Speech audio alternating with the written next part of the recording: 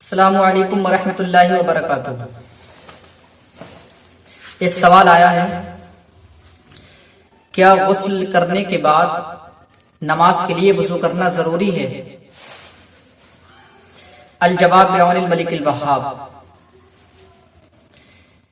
دیکھیے، اگر غسل جنابت کیا جا رہا ہے، یعنی ناپاکی کا غسل ہے، غسل جنابت ہے، مثلا ہم ناپاک ہے، ہمارے اوپر غسل فرض ہے، نہانا فرض ہو چکا ہے، تو اب جو غسل کیا جائے گا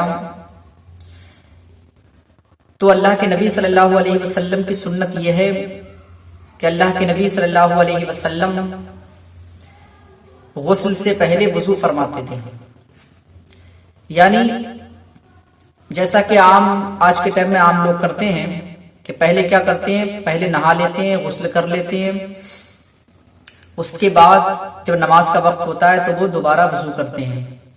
ان کے ذہن میں یہ بات بیٹھی ہوئی ہے کہ دوبارہ وضو کرنا یعنی نماز کے لیے وضو کرنا ضروری ہے۔ حالانکہ سنت طریقہ یہ ہے کہ اللہ کے نبی صلی اللہ علیہ وسلم، مسلم شریف کی حدیث حضرت عائشہ صدیقہ رضی اللہ تعالیٰ عنہ فرماتی ہیں کہ اللہ کے نبی صلی اللہ علیہ وسلم جب غسل جنابت فرماتے تو سب سے پہلے اپنے دونوں ہاتھوں کو گھٹنوں تک دھوتے۔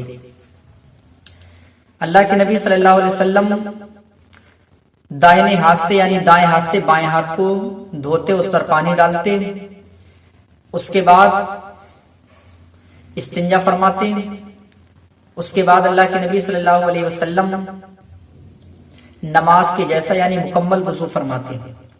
جب آقا وضو فرما لیتے تو اپنے سر کو صاف کرتے، یعنی سر پر پانی ڈالتے اور انگلیوں کی مدد سے بالوں کی جڑوں تک پانی پہنچاتے۔ اس کے بعد جب دیکھتے کہ سر صاف ہو گیا ہے، سر مکمل طریقے سے پانی پہنچ گیا ہے، تو اللہ کے نبی صلی اللہ علیہ وسلم اپنے سر پر 3 مرتبہ پانی بہاتے، یعنی 3 مرتبہ پانی ڈالتے۔ اس کے بعد سارے بدن پہ پانی بہاتے، پھر آپ پیر دھو لیتے۔ تو یہ اللہ کے نبی صلی اللہ علیہ وسلم کا جو طریقہ ہے، تو سنت طریقہ یہ ہے کہ غسل کرنے سے پہلے وضو کر لیا جائے، یعنی غسل سے پہلے وضو کرنا یہ سنت طریقہ ہے۔ اب رہی بات جو لوگ غسل کرتے ہیں اس کے بعد جب نماز کا وقت ہوتا ہے تو نماز کے لیے دوبارہ وضو کرتے ہیں، تو میں آپ کو بتا دوں کہ جب غسل ہوتا ہے، اگر ہمارے اوپر نہانا فرض ہے، ہم ناپاک ہیں، ہم نے بستری کی ہے یا ہمارا احتلام ہوا ہے، یا جن چیزوں سے نہانا فرض ہوتا ہے وہ چیزیں ہمارے ساتھ پیش آئی ہیں، تو جب نہانا فرض ہوتا ہے تو جب آدمی غسل کرتا ہے تو غسل میں ہی وضو ہو جاتا ہے، یعنی ایک جو غسل ہوتا ہے وضو کے لیے کافی ہوتا ہے، اب اسے دوبارہ وضو کرنے کی ضرورت نہیں۔ لہذا جب بھی نہایا جائے، جب غسل کیا جاتا ہے تو اسی کے ضمن میں وضو بھی آ جاتا ہے، یعنی غسل کرنے سے وضو ہو جاتا ہے۔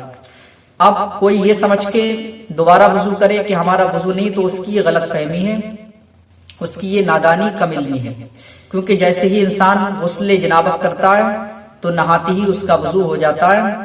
ہاں، اب اگر نماز کے ٹائم تک کوئی وضو کو توڑنے والی چیز پیش آئی، مثلا ریح خارج ہو گئی، خون نکل کر بہہ گیا، ٹھیک ہے، یہ وضو کو توڑ دیتا ہے، پیچھے کے مقام سے کوئی چیز نکلنا وضو کو توڑ دیتی ہے، تو اس طریقے کی کوئی بھی چیز پیش آ رہی ہے تو وضو ٹوٹ جائے گا۔ مثلا یہ سمجھیں کہ اگر وضو کو توڑنے والی کوئی چیز پائی جا رہی ہے تب وضو کرنا پڑے گا، کیونکہ ہمارا وضو ٹوٹ گیا۔ اگر غسل کرنے کے بعد ایسی کوئی چیز واقع نہیں ہوئی، ایسی کوئی چیز ظاہر نہیں ہوئی جو وضو کو توڑنے والی ہے، تو جو ہم نے غسل کیا تھا اسی سے ہمارا وضو ہو گیا، اب ہم اسی غسل سے نماز پڑھ سکتے ہیں، ٹھیک ہے۔ ہم کوئی بھی وضو والا جن کاموں کو وضو کے ساتھ وضو کے بعد کیا جاتا ہے ان سارے کاموں کو انجام دے سکتے ہیں، کیونکہ وہ غسل ہی وضو کے لیے کافی ہے۔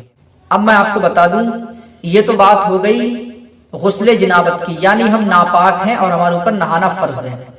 اب اگر ہم روز مرہ کی طرح نہاتے ہیں، مثلا ہمارے اوپر نہانا فرض نہیں ہے، پھر ہم نہا رہے ہیں، تو اب جیسے ہم نہائیں گے ہمارا وضو ہو جائے گا، اب ہم اس سے نماز پڑھ سکتے ہیں، نہا کر ہمیں بعد میں وضو کرنے کی ضرورت نہیں۔ بہار شریعت میں تو یہاں تک لکھا ہے کہ اگر کوئی بارش میں بھیگ جائے یا تالاب میں گر جائے تو اس کا وضو ہو جائے گا، ٹھیک ہے، یا مینا برسا اور اس میں پوری طریقے سے تر ہو گیا تو اس کا وضو ہو گیا۔